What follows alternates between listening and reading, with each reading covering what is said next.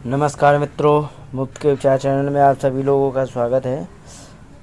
आज मैं बताना चाहूँगा कि जो माताओं के गर्भ से दिव्यांग बच्चे पैदा होते हैं वो आखिर क्यों होते हैं, क्या गलती हो जाती है और दिव्यांग बच्चे पैदा ना हों इसके लिए क्या वो करें जो उनके बच्चे दिव्यांग ना हों पैदा। तो इसमें बहुत सारा वो है विज्ञान बहुत सारा ये है कि एक तो दिव्यांग होने का कारण कहीं जेनेटिक तो नहीं है, जैसे कि माँ बाप का ब्लड ग्रुप दोनों का एक जैसा हो, जैसे ए पॉजिटिव है माँ का ब्लड ग्रुप और ए पॉजिटिव हो बाप का ब्लड ग्रुप, तो इसमें सबसे ज़्यादा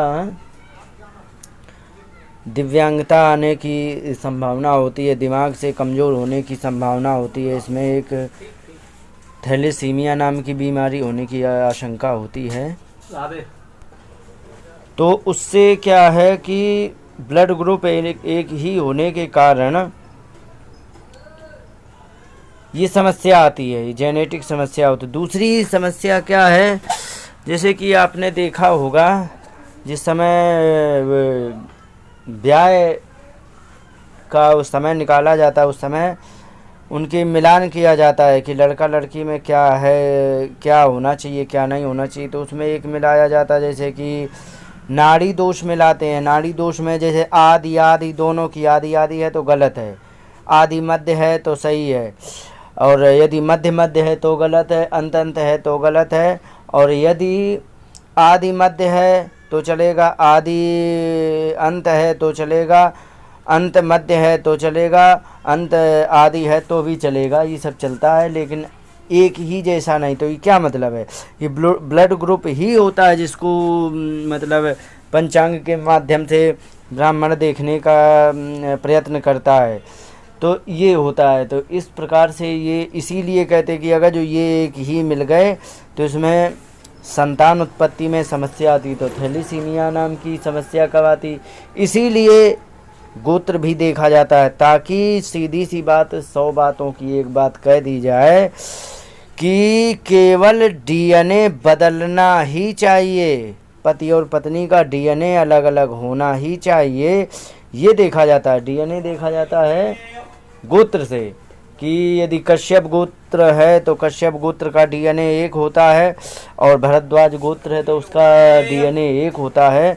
ये हिंदू धर्म में ही होता है, तो उसमें मिलाया जाता है। तो ये डीएनए जो होता है ये अलग होना चाहिए, इसलिए तो डीएनए बदलना ही चाहिए। बहुत से देखा होगा कि ब्राह्मणों में देखा होगा कि तिवारी आपस में ब्याह नहीं कर सकते, लेकिन हमारे समक्ष उदाहरण है जो तिवारी आपस में ब्याह कर लेते। तो उनका क्या मतलब है, उसका मतलब सिर्फ ये है कि जो लड़की पक्ष के तिवारी हैं उनका गोत्र दूसरा है, और जो लड़का पक्ष के जो तिवारी हैं उनका गोत्र दूसरा है, तो इसलिए हो सकता है। जो तिवारी हैं लेकिन उनका गोत्र अलग है, तो उससे क्या होता है कि उनका डीएनए चेंज हो गया, और डीएनए चेंज हो गया तो उनकी संतान उत्पत्ति में कोई समस्या नहीं आती है, और ना आई है, ऐसा भी है, सही है। अब क्या समस्याएं हो जाती हैं जिससे बच्चे में दिव्यांगता हो जाती है, तो उसमें दिव्यांगता होने के कारण अब समझें। सबसे पहला कारण तो ये होना चाहिए, अब मान लो हो ही गया है, जो भी है जैसा भी है इसको छोड़ो। अब माँ को क्या करना चाहिए कि बच्चा बहुत तंदुरुस्त पैदा हो, तो इसके लिए उपाय है। सबसे पहली तो बात ये है कि उसको क्या नहीं करना चाहिए, तो उसमें क्या करना चाहिए क्या नहीं करना चाहिए इस विषय को बताते हुए, तो करना ये है कि उसको ये ध्यान रखना है गर्भवती माँ को कि उस माँ को कभी भी ऐसे आर्टिफिशियल केमिकल से हमेशा बचना चाहिए, और अगर जो नहीं बच रहे हैं तो फिर बच्चे में विकलांगता आने की बहुत संभावना, यानी कि 90% संभावना बढ़ जाती है। तो सबसे पहले बताना चाहूँगा कि जिस समय माँ गर्भवती हो उसको कभी भी कोल्ड ड्रिंक कभी भी नहीं पीना चाहिए, क्योंकि कोल्ड ड्रिंक में ऐसे हार्ड केमिकल होते हैं, जैसे फॉस्फोरिक एसिड होता है। फॉस्फोरिक एसिड वही होता है जो टॉयलेट क्लीनर में डाला जाता है, और वो फॉस्फोरिक एसिड का काम होता है हड्डियों को गलाना। और यहाँ बच्चे की हड्डियाँ बन रही हैं और इधर से तुमने कोल्ड ड्रिंक पी ली फॉस्फोरिक एसिड वाली। ये तो एक केमिकल बताया मैंने, ऐसे कम से कम 14 केमिकल होते हैं इसमें। बेंजीन एक्सा क्लोराइड होता है और तमाम होते हैं, सल्फ्यूरिक एसिड होता है, तमाम चीज़ें होती हैं, बहुत सी चीज़ें हैं। सल्फ्यूरिक एसिड शायद नहीं है, फॉस्फोरिक एसिड है। और उसमें जो खेतों में छिड़कने वाली दवाइयाँ हैं, ये 3-4 प्रकार की वो भी होती हैं, इनका नाम ना लेते हुए सीधे सीधे बताएं, ये सब कुछ उसमें होता है। यदि ये चीज़ें उसमें उसके पेट में चली गई माँ के, और अगर जो उसने माँ ने उसको पी लिया और पीने के बाद यदि वो बच्चा पर असर कर गया तो यहाँ तो बच्चे की हड्डी बनने का वो प्रोसेस जारी है, उधर तुमने क्या किया कि तुमने ये हड्डियों को गलाने वाला केमिकल पी लिया, तो निश्चित ही आप ये जान लीजिए 90% नहीं 95% बच्चे के विकलांग होने की संभावना 90-95% बढ़ जाती है। क्योंकि उस समय जिस समय हड्डियां बन रही होती हैं, हर एक आयुर्वेद में ये कहा गया है कि उस समय कैल्शियम की पूर्ति ज़रूरी होनी चाहिए। इसीलिए दूध पीने के लिए माँ को कहा जाता है कि माँ को हमेशा दूध पीना चाहिए। क्यों पीना चाहिए? क्योंकि दूध में कैल्शियम है। केला ज़रूर खाना चाहिए, उसमें कैल्शियम है, क्योंकि बच्चे को कैल्शियम की ज़रूरत है। वो जो पल रहा बच्चा, उसको हड्डियाँ बननी हैं, हड्डियाँ कहीं और कहीं से बनने के लिए नहीं आते, माँ के पेट से ही बनती। और माँ के पेट का मतलब ये है कि जो माँ खाएगी उसी की ही सहायता से हड्डियाँ वगैरह बनती हैं। अब ये इधर बच्चे की हड्डी बन रही हैं और उधर तुमने क्या कहते फॉस्फोरिक एसिड पी लिया, तो वो मतलब ये है कि वो हड्डियों को बनने की जगह रोक देगा और उससे बच्चे में विकलांगता होने की 95% संभावना ज़्यादा हो जाती। 5% किन्हीं कारणों बस बच जाए, नहीं तो बच्चा विकलांग ही हो जाएगा। तो इसलिए कभी भी ये कोल्ड ड्रिंक ना पिए। दूसरी क्या है कि जितने पैकेट फूड आते हैं, पैकेट फूड कभी भी ना खाए। पैकेट फूड में क्या है कि बहुत से ऐसे केमिकल होते हैं जो उसको कई दिन जिंदा रखने के लिए रखा जाता, तरोताज़ा रखने के लिए रखा जाता। जैसे कि आपको एक ही उदाहरण, इसकी वीडियो अलग ही पड़ी है हमारे पास कि कौन कौन से पैकेट फूड में केमिकल होते हैं। इन विषयों को छोड़ते हुए मैं सिर्फ एक ही नाम ले, अजीनोमोटो मान लो। अजीनोमोटो डाला जाता है इसलिए कि तरोताज़ा रहे, लेकिन ये कैंसरस होता है, ये कोशिकाओं को मारने वाला होता है। अजीनोमोटो को यदि सर्च करेंगे तो इंटरनेट पर सर्च करेंगे तो इसकी हिस्ट्री आ जाएगी, आप पढ़ सकते हैं। तो ये अजीनोमोटो वगैरह ये सब पैकेट फूड में होता ही है, तो ये भी उसका साइड इफ़ेक्ट दे देगा। तो इसलिए माँ को कभी भी ये केमिकल युक्त प्रोडक्ट कभी नहीं इस्तेमाल करना चाहिए। कोल्ड ड्रिंक गलती से भी मत पिए, क्योंकि उसका पीएच वैल्यू जो होती है वो 2.5 या 4 इसके आसपास होती है, और टॉयलेट क्लीनर का भी पीएच मान होता है लगभग 2.4। माने वो इतना एसिडिटिक होता है कि वो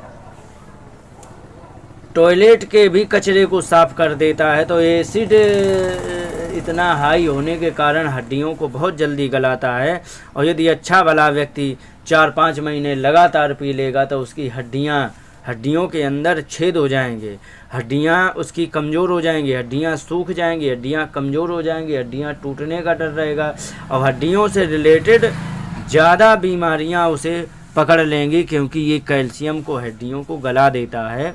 तो इसलिए कभी भी ये चीज़ें इस्तेमाल ना करें तो ज़्यादा अच्छा रहेगा।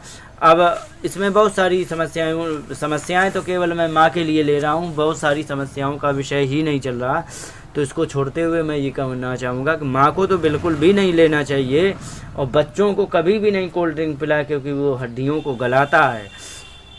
दूसरा क्या है कि आप अब ये रही जो दिव्यांग बच्चे ना हों, अब ये मतलब उससे क्या नहीं करना चाहिए, क्या करें जिससे दिव्यांग बच्चे ना पैदा हों। तो ऐसा करें कि जैसे कि हमारे 18 केमिकल्स की आवश्यकता होती है हमारे शरीर में, वही बच्चे के लिए भी चाहिए होता है। तो उसके लिए आपके लिए एक कोई ऐसी चीज़ को इस्तेमाल करें जो कि 18 केमिकल की पूर्ति करें। और ये ध्यान रखो कि शरीर में जब भी कोई समस्या बनेगी, कोई भी समस्या है, तो निश्चित ही वो कैल्शियम, जुकाम ही क्यों ना हो, जुकाम भी यदि होता है तो फास्फोरस की कमी से होता है। तो जुकाम को ही, जैसे खुजली हो गई, खुजली क्यों हो गई, वो सल्फ़र, शरीर में सल्फ़र कम पड़ गया तो हो गई। तो ये केमिकल ही हैं जिनकी कमी के कारण हमारे शरीर में बीमारियां होती हैं। तो इन बीमारियों से बचने के लिए यदि हम इन केमिकल को इस्तेमाल करते हैं तो हमारे शरीर में बीमारियां ना हों, इसके लिए हम केमिकल हमेशा उसमें शरीर में रखें जिससे कि हमारे अंदर बीमारियां ना हों। तो उसके लिए है, तो ऐसी कोई चीज़ खाई जाए जिसमें 18 केमिकल हों। तो 18 केमिकल तो 3 जगह हैं, 18 के 18 केमिकल 3 जगह हमें मिलते हैं। तो जिसमें कुछ ले सकते, जैसे कि लार में 18 केमिकल होते हैं। अब मिट्टी है, मिट्टी में भी 18 केमिकल होते। तीसरा गौमूत्र, इसमें भी 18 केमिकल भरपूर मात्रा में होते हैं।